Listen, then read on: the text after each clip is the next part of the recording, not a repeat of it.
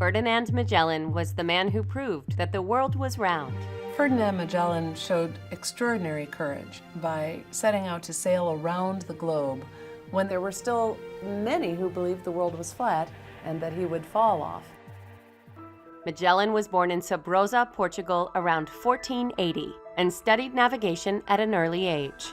In 1505, Magellan traveled with the new arriving Portuguese viceroy to India and got his first taste of sea travel, the itch to explore. He moved around Southeast Asia and maybe even traveled as far as Indonesia and what were then known as the Spice Islands. This is almost certainly where he first got the idea of approaching the Spice Islands by sailing west across the Atlantic rather than east around Africa and then into the Indian Ocean. When Magellan returned to Europe, he tried to get financing for an expedition to find this new western route to Asia. Eventually traveling past what is today Argentina, Magellan found a route to the Pacific, which is now known as the Straits of Magellan.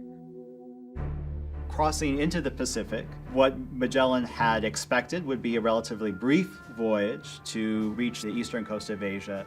Turned out to be 6 months in the open sea before they finally made landfall at Guam, at which point the sailors were, of course, near starvation. When Magellan and his crew arrived in the Philippines, this was charted territory. They knew where they were.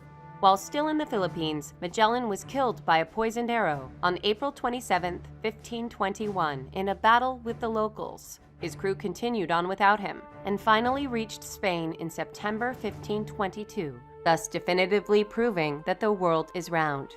Magellan changed the way Europeans navigated. He increased the knowledge of seafaring navigation exponentially, and in the process made the world a much smaller place.